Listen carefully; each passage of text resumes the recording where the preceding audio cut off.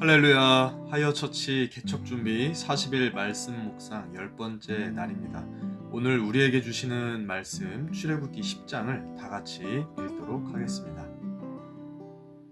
여호와께서 모세에게 이르시되 바로에게로 들어가라. 내가 그의 마음과 그의 신하들의 마음을 완강하게 함은 나의 표징을 그들 중에 보이기 위함이며 내게 내가 애굽에서 행한 일들 곧 내가 그들 가운데서 행한 표징을 내 아들과 내 자손의 귀에 전하기 위함이라.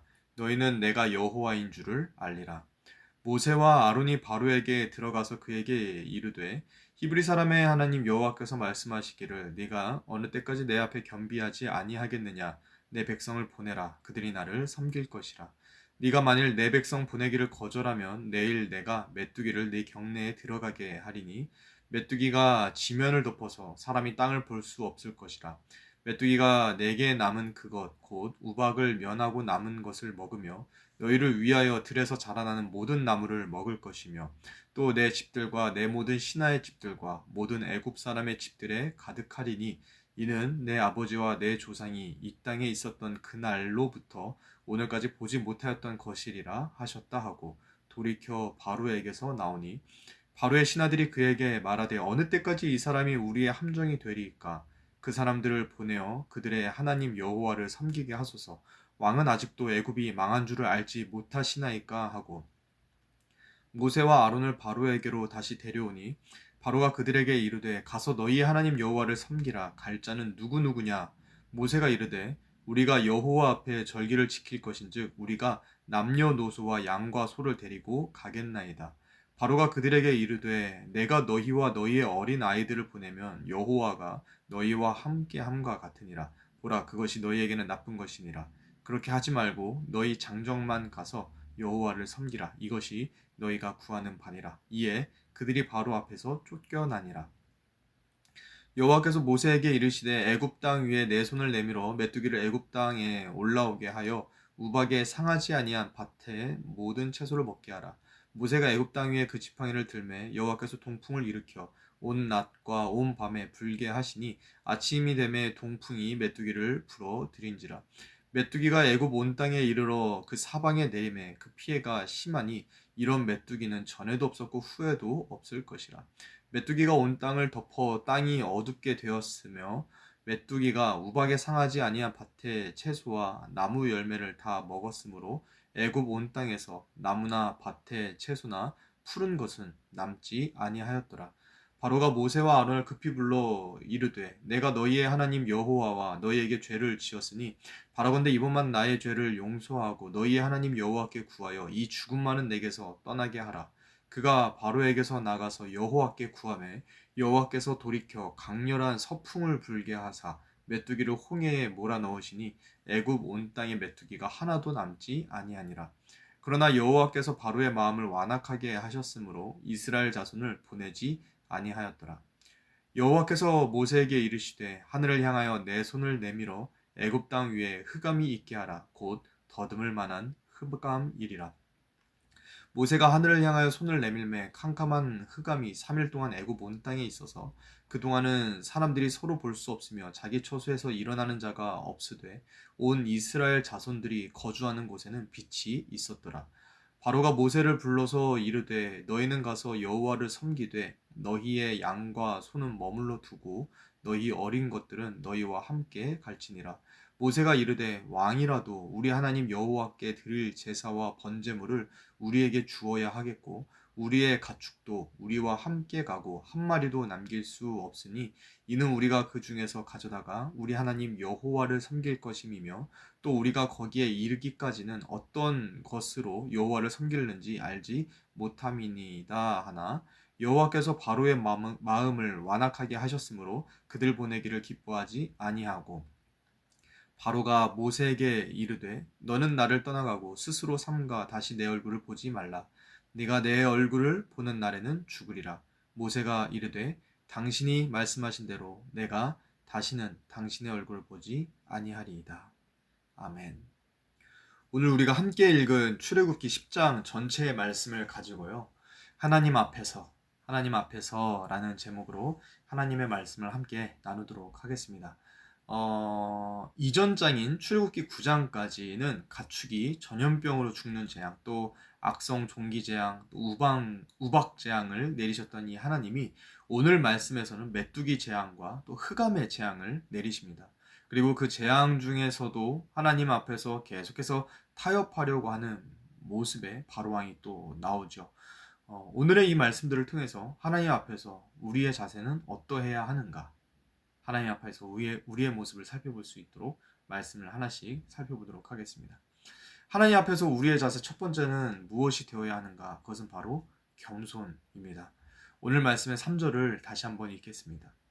모세와 아론이 바로에게 들어가서 그에게 이르되 히브리 사람의 하나님 여호와께서 말씀하시기를 네가 어느 때까지 내 앞에 겸비하지 아니하겠느냐? 내 백성을 보내라. 그들이 나를 섬길 것이라. 아멘. 바로왕은 이제까지 7번의 재앙을 경험했죠. 그러면서도 여전히 하나님 앞에 겸손하지 않았다라고 합니다.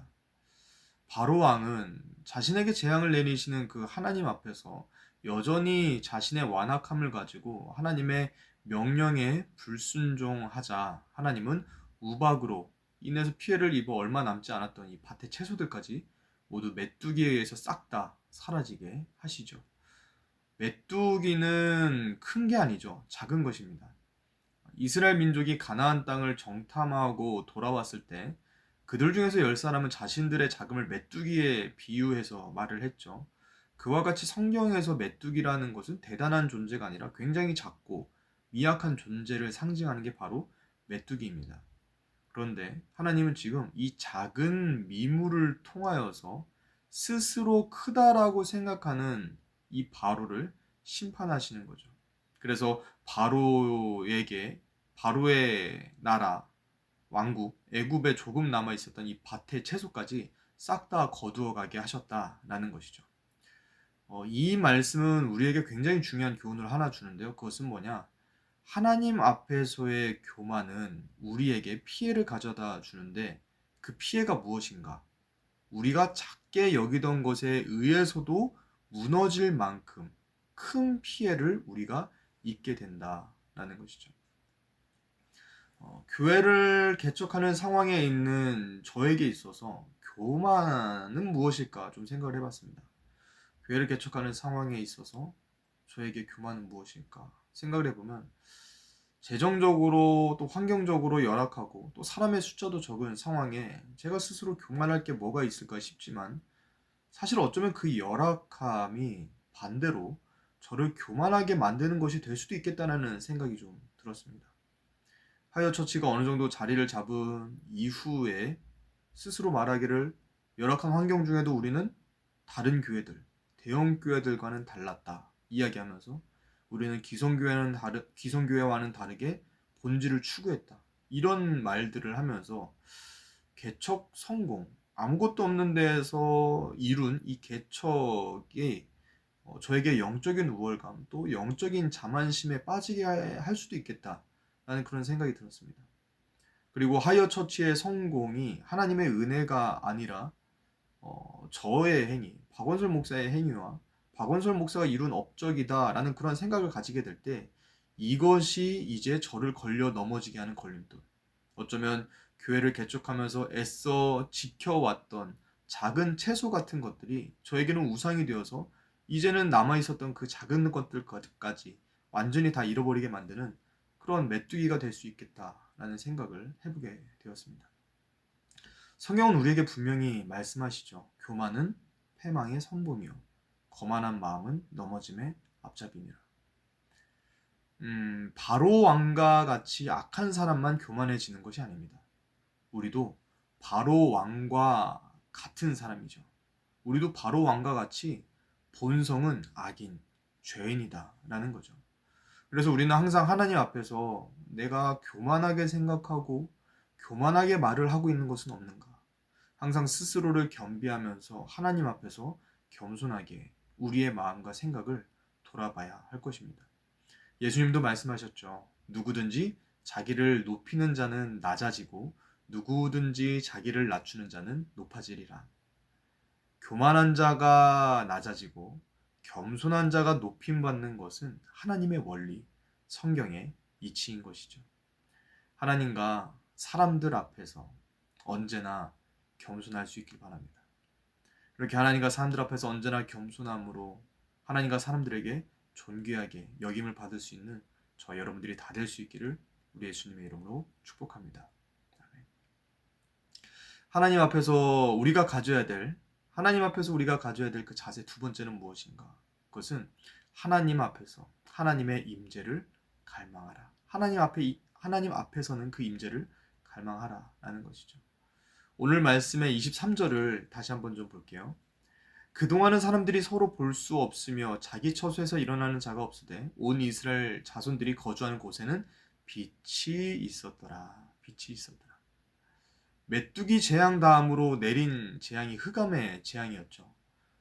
흑암의 재앙이 내렸을 때 애굽은 어떠했는가 보니까 3일 동안 이 흑암으로 인해서 아무것도 할 수 없는 상태가 되었다라고 성경은 이야기해요. 여기서 말하는 흑암이라는 것은 단순히 눈앞이 안 보이는 정도가 아니었습니다. 이 흑암에 대해서 21절에서는 더듬을 만한 흑암이다 라고 표현을 했는데요. 이것은 손으로 더듬더듬 하면은 어떻게 좀 살만한 어둠이다 라는 그런 의미가 아니라요. 이 흑암이라는 게 몽글몽글 만져질 정도로 실제적인 존재감을 가진 두려운 어둠이었다. 그 의미가 바로 더듬을 만한 어둠이다 라는 겁니다. 그리고 이 흑암이라는 것은 창세기 1장에 나오는 그 흑암과 연결이 되어집니다. 창세기 1장 2절에 보면은 땅이 혼돈하고 공허하며 흑암이 깊음 위에 있고 라는 말씀이 있거든요. 그때 흑암이 깊음 위에 있고 할 때 그 흑암과 같은 흑암이 바로 이 흑암의 재앙에서 나오는 그 흑암입니다. 그러니까 세상이 창조되기 이전에 질서가 없고 모든 것이 혼란스러운 상황, 그것이 지금 이 흑암 재앙의 상황이다라는 것이죠. 조금 이해가 되시죠? 그러니까 이 흑암으로 인한 혼란이 얼마나 극심했었던지 애굽 사람들은 그 혼란함과 공포심, 두려움으로 인해서 처소에서 일어나는 사람들이 아무도 없었다라는 그런 이야기죠. 그런데 그렇게 모든 애굽의 사람들이 흑암 속에서 두려워하고 있을 때 이스라엘 사람들이 있었던 이 고센 땅만큼은 빛이 있었다라고 성경은 말씀합니다. 이 빛이라는 것도요, 단순하게 밝음, 태양의 빛만을 말하는 것이 아닙니다. 여기서 말하는 빛은 바로 하나님의 임재를 상징하는 것이죠. 그래서 하나님의 임재의 빛이 없었던 애굽 사람들은 그 흑암 속에서 공허와 혼돈을 경험하고 있는 것이고, 하나님의 임재의 빛이 있었던, 하나님의 임재의 빛 가운데 있었던 이 이스라엘 사람들은 그 하나님의 임재의 빛 속에서, 빛 안에서 안정과 평화를 누리게 하셨다라는 것이 바로 이 흑암 재앙의 핵심이 되는 것이죠. 그리고 이 말씀이 우리에게 주시는 교훈은 바로 이것입니다. 우리는 눈에 보이는 화려함, 또 눈에 보이는 빛을 쫓아갈 것이 아니라 빛의 근원이신 하나님을 갈망해야 한다라는 것이죠.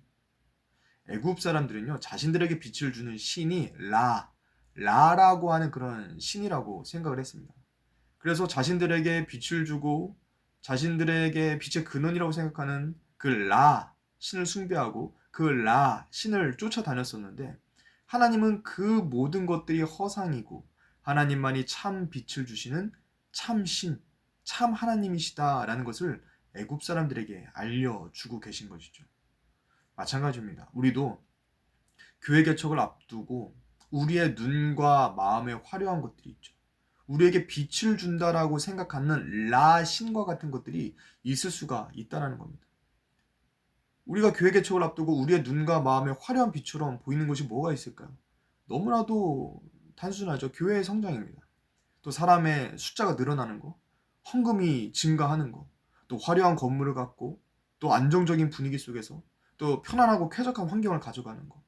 이러한 것들이 어쩌면 우리 눈앞에, 우리의 마음에 다가오는 그 빛, 우리에게 빛을 주는 그러한 것으로 우리가 여겨질 수 있다는 거. 그런데요, 그 모든 것들이 하나님 없이 우리가 우리에게 빛을 준다라고 생각하는 그 교회 성장, 사람의 수와 헌금의 증가, 이런 것들만 쫓아가게 된다면 우리가 추구하던 그 것들은, 우리가 추구하던 교회 성장, 우리가 추구하던 화려한 건물, 우리가 추구하던 안정적인 분위기와 편안하고 쾌적한 환경들은 우리에게 빛이 아니라 하나님이 없다면 그것은 우리에게 공허가 되고 혼돈이 되고 고통이 될 수 있다라는 것이죠. 그 반대로 빛 자체이신 하나님, 빛 자체이신 그 하나님의 임재를 갈망하며 하나님의 그 임재 안에 있을 때 우리는 하나님의 그 은혜의 얼굴빛 아래서, 하나님의 그 영광스러운 은혜의 얼굴빛 아래서 하나님이 주시는 은혜와 평강을 누릴 수가 있다라는 거예요. 그래서 하나님이 이스라엘 백성들을 축복할 때 이렇게 축복하라고 말씀하시죠. 여호와는 그의 얼굴을 내게 비추사, 그의 얼굴을 내게 비추사 은혜 베푸시기를 원하며 여호와는 그 얼굴을 내게로 향하여 드사 평강 주시기를 원하노라 할지니라. 아멘. 이 축복의 말씀이 오늘 우리에게 주시는 축복의 말씀인 줄로 믿습니다.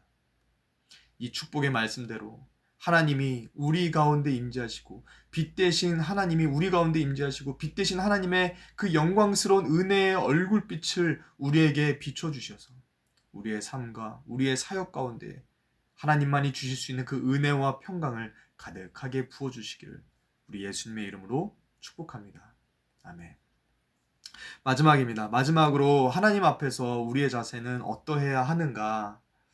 하나님이 우리에게 명령하실 때 그 명령 앞에서 우리는 타협이 아니라 순종을 해야 한다라는 것이죠.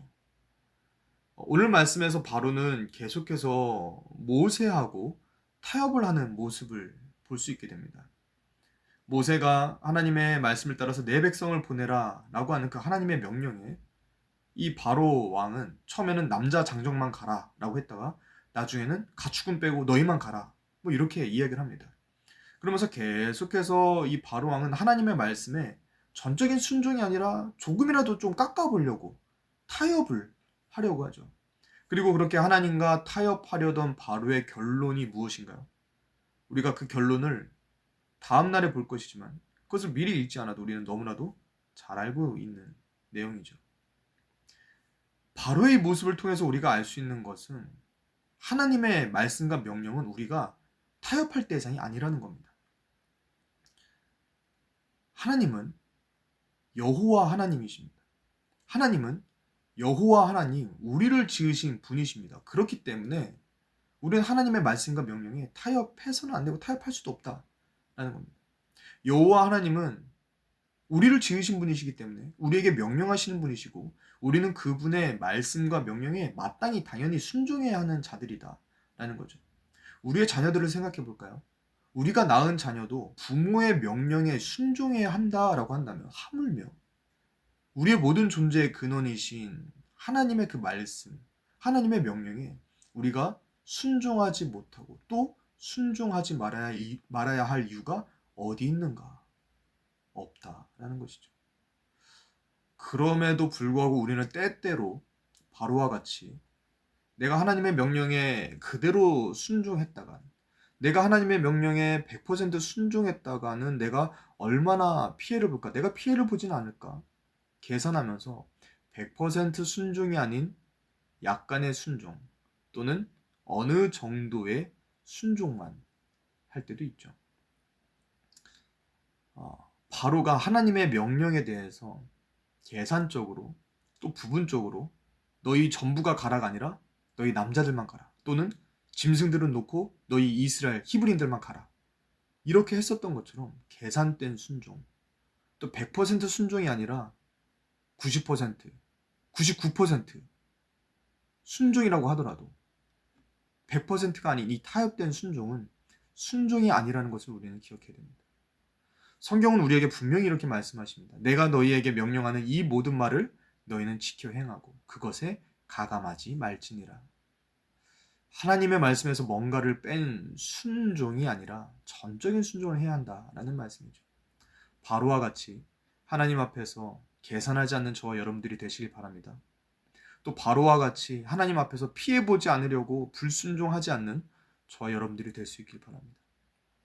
하나님의 명령 앞에서 우리가 혹시 계산하고 하나님의 명령 앞에서 내가 피해를 보지 않으려고 골라서 듣는 그것은 바로와 같은 불신앙의 모습과 같은 겁니다. 이것을 기억하면서 하나님 앞에 내가 어떻게 온전한 믿음으로 온전한 순종을 드릴 수 있을까 생각하며 하나님께 온전한 믿음 안에 온전한 순종을 드릴 수 있는 저희 여러분들이 다 될 수 있기를 우리 예수님의 이름으로 축복합니다. 아멘. 말씀을 맺겠습니다. 하나님은요, 영원하시고 전능하신 여호와 하나님이십니다. 그 하나님 앞에서 우리의 마땅한 자세는 교만함이 아니라 겸손함인 줄로 믿습니다. 교회 개척을 앞두고 우리가 가진 열심과 또 앞으로 우리가 이루게 될 성취가 나는 남들과는 다르다라는 그런 자만심과 영적인 교만이 되지 않도록 우리가 다 같이 주의할 수 있기를 바랍니다. 우리가 해냈다라는 말이 아니라 하나님이 하셨습니다. 우리는 부족합니다. 우리는 은혜 없으면 안 됩니다. 여전히 우리는 은혜가 필요합니다. 라고 고백하면서 거만이 아니라 거룩한 겸손을 하나님과 사람들 앞에 나타낼 수 있길 바랍니다. 또 우리가 교회를 개척하면서 개척 성공만을 빛으로 여기면서 따라가는 것이 아니라 교회 개척 가운데 우리와 함께 하시는 그 하나님으로 이루게 될 성숙, 성공이 아니라 성숙을 추구하는 우리가 될 수 있기를 바랍니다. 마지막으로 여호와 하나님 앞에서 우리가 할 것은 계산과 타협이 아닙니다. 부분적인 순종이 아니라 100% 온전한 순종으로 하나님께 인정받고 하나님께 칭찬받으면서 하나님의 마음을 흡족하게 해드림으로 하나님이 주시는 은혜와 복들을 가득하게 받아 누릴 수 있는 저 여러분들이 다 될 수 있기를 우리 예수님의 이름으로 축복합니다. 아멘. 기도하겠습니다. 영원하시고 전능하신 여호와 하나님 아버지, 하나님의 은혜와 사랑에 참으로 감사를 드립니다. 우리가 뭐라고 이렇게 약하고 작은 우리를 주님께서 우리를 불러주셔서 하나님의 백성 자녀로 삼아주시고 또 교회 개척이라는 이 특별한 은혜의 자리로까지 불러주시니 그 은혜에 참으로 감사를 드립니다. 하나님은 높임받기에 합당하신 분이십니다. 그 하나님 앞에서 우리가 언제나 하나님을 겸손하게 높이고 하나님의 그 임재 앞에서 100% 온전한 순종의 믿음을 드릴 수 있는 우리가 되게 하여 주시옵소서. 오늘도 우리를 말씀으로 가르쳐 주시고 교훈하여 주시고 또 깨닫게 하여 주신 주님의 그 은혜에 감사를 드리며 살아계신 우리 주 예수 그리스도의 이름으로 간절히 기도 올리옵나이다. 아멘.